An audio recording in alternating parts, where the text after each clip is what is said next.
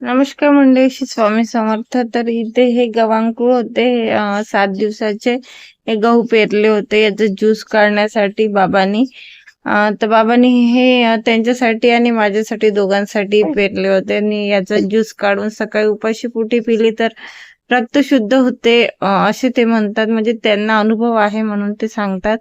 तर मी म्हणत होते की तू पण पिऊन बघ, म्हणजे तुला शरीर दुखण्याचा त्रास आहे तो कमी होईल आणि भरपूर असा त्रास आहे तर तो कमी होऊन जाईल.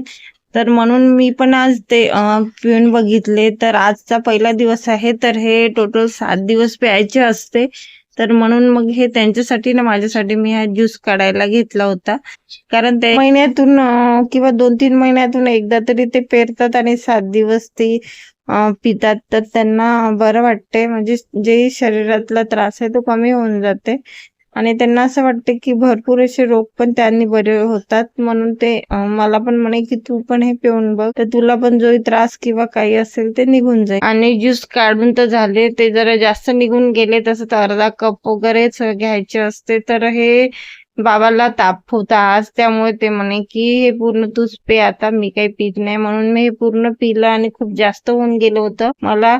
कारण मी तर फर्स्ट टाइम हे पिलं तर मला तर कसं तरी ओमेटिक सारखंच वाटत होतं. तरी देवांचं नाव घेऊन पिलं डोळे बंद करून आणि मग मग दिवसाला सुरुवात केली.